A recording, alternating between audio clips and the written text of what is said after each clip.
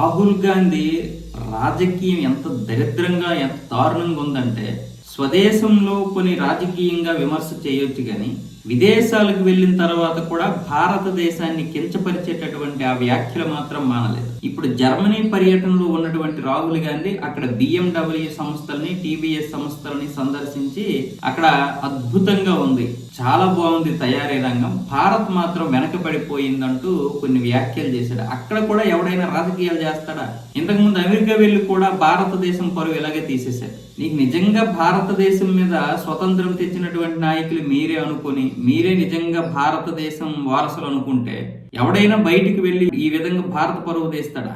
అంటే బీజేపీ అధికారంలో ఉంటే అది బీజేపీకి చెందినటువంటి దేశమే, మనకు సంబంధం లేదు, భారతదేశము బీజేపీ ఒక్కటే అనే ఉద్దేశం వీళ్ళది. వాస్తవానికి అది నిజమే, వీళ్ళకి భారతదేశానికి సంబంధం లేదు. సగం ఇటలీ, సగం పాకిస్తాన్, సగం బంగ్లాదేశ్, కానీ ఎక్కడ హిందుత్వం వీళ్ళలో ఉండదు.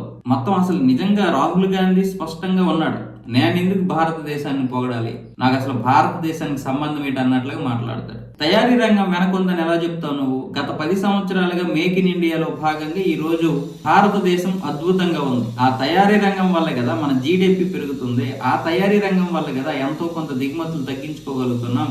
గత 60 సంవత్సరాలుగా మరి మీరేం చేశారో ఈ తయారీ రంగంలో, మరి ఎక్కడ తయారీ రంగం సృష్టించారు మీరు? అంటే తయారీ రంగం భారత్లో వెనకుందంటే గత 60 సంవత్సరాలుగా పరిపాలించినటువంటి నువ్వు దాన్ని ఒప్పుకున్నట్లే కదా. మా హయాంలో తయారీ రంగం లేనిదని ఒప్పుకోవడమే కదా. మరి ఎలాగింత సిగ్గు లేకుండా మాట్లాడుతావు? యూరోప్ దేశాలు వెళ్తావు, నీ ఇష్టం వచ్చినట్లుగా ఈ విధంగా మాట్లాడతావు, ఐరోపా దేశాలు వెళ్తావు, నీ ఇష్టం వచ్చినట్లుగా మాట్లాడతావు.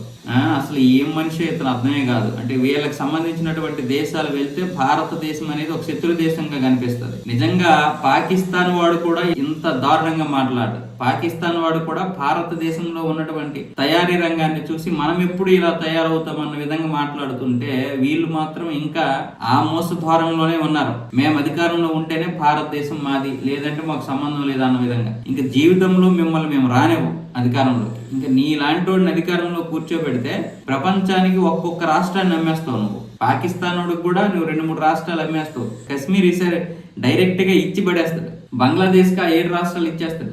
అమెరికాకి కొన్ని రాష్ట్రాలు ఇచ్చేస్తాడు, మిగతా వాళ్ళకి ఇచ్చేసి ఈ భారతదేశం అనే పేరు లేకుండా చేస్తారు. ఇలాంటి వాళ్ళని మనం ఇంకా అధికారం ఎలాగో ఇవ్వము, కనీసం పార్లమెంట్ లో కూడా రానివ్వకూడదు.